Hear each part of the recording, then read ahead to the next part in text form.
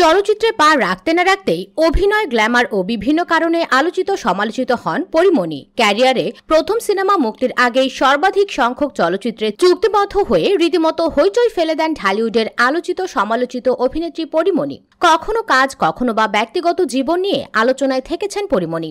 এছাড়া বেশ কয়েকবার বিয়ে ও বিচ্ছেদ, শুটিংয়ে অশিল্পী সুলভ আচরণ, নির্মাতা সহকর্মীদের সঙ্গে উশৃঙ্খলা, সাংবাদিকদের সঙ্গে একাধিকবার বিবাদে জড়ানো, বিলাসবহুল গাড়ি কেনা, মাদকাকাণ্ড সহ নানা বিষয়ে বিতর্কের জন্ম দিয়েছেন এই সুন্দরী। গিয়াসউদ্দিন সেলিম পরিচালিত গুনিন ওয়েব ফিল্মে অভিনয় করার সময় সম্পর্কে জড়ান পরীমণি ও শরীফুল রাজ। এরপর দুজনার ভালো লাগা, ভালোবাসা, অবশেষে বিয়ে। কিন্তু বরাবরের মতো এই সংসারও টেকাতে পারলেন না। বিচ্ছেদ হয় ঢালিউডের আলোচিত এই দম্পতির।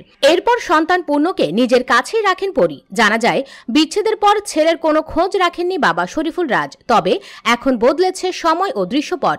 অভিনেত্রীর সাবেক স্বামীকে জীবন থেকে মৃতই ঘোষণা করার পরে আর তার মুখোমুখি হবেন না এমন বললেও মাস খানেক ধরেই নাকি তার বাসায় যাচ্ছেন রাজ। এরপরই শোবিজাঙ্গনে আবারও জুটিকে নিয়ে নানান গুঞ্জন ভাসতে শুরু করে।